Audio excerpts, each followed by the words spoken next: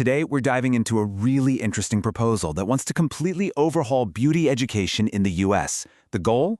To tackle the massive student debt problem head-on and create a future where aspiring cosmetologists can start their careers completely debt-free. Let's get into it. So let's just cut to the chase, because the whole proposal really boils down to this one question. Is beauty school a dream job, or is it a debt trap? I mean, for the thousands of people who want a creative career in beauty, you think school's the obvious path. But, as we're about to see, the answer might not be what you expect.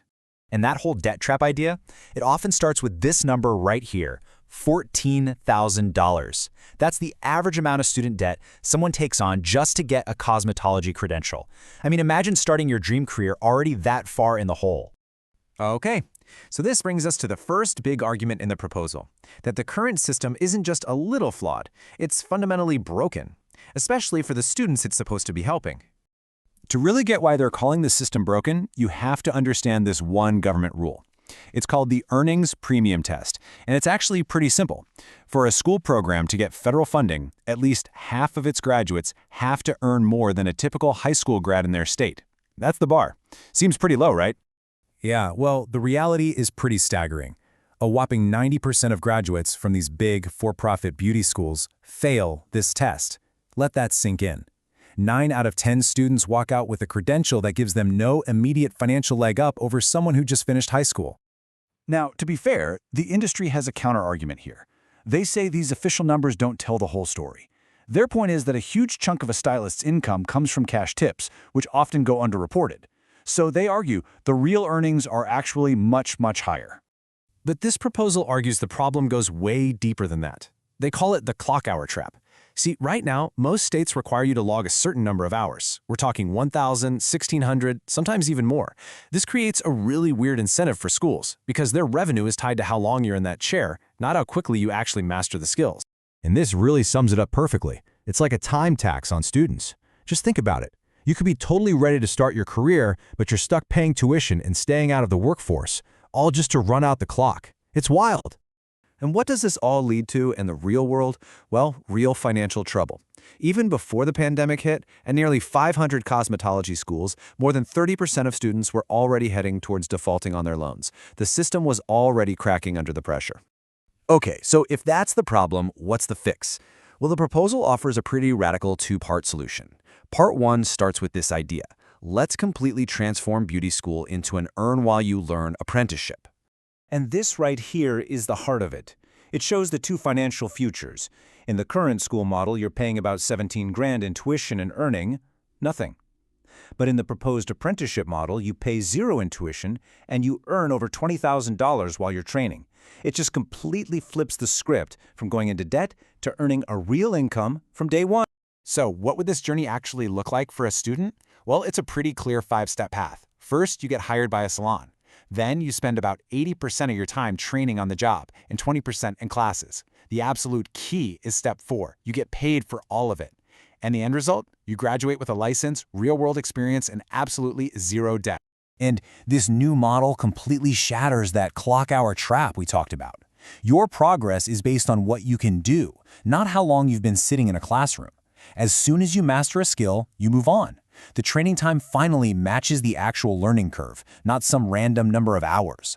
And listen, this isn't just some crazy theory they cooked up. It's actually already working. Successful cosmetology apprenticeships are up and running in over 20 states right now. Places like Wisconsin, California, and Virginia have already proven that this model is not just possible, it's successful. But the proposal doesn't stop with just apprenticeships. The second part of the solution is to reframe the entire career path, to see it as a path of entrepreneurship with support coming from the Small Business Administration, or SBA. This right here is a real aha moment. When you think about it, most cosmetologists end up working for themselves, either as independent contractors or salon owners. So the proposal says, hey, let's treat their license for what it really is, a license to start a business. And if you start thinking that way, it totally changes the whole idea of financial aid.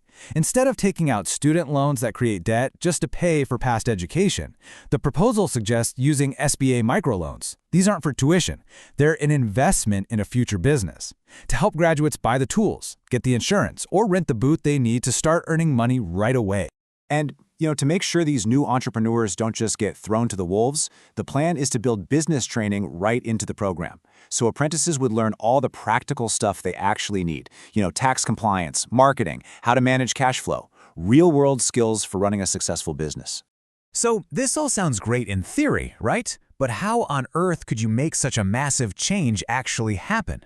Well, the proposal doesn't just dream, it lays out a concrete step-by-step plan. This isn't something that would happen overnight. The plan is for a gradual, multi-year roadmap. It would start small, with pilot programs in just a handful of states.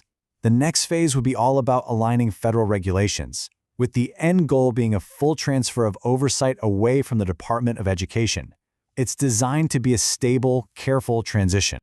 So how do you actually nudge the system in this direction? Well, the proposal points to a few key policy levers.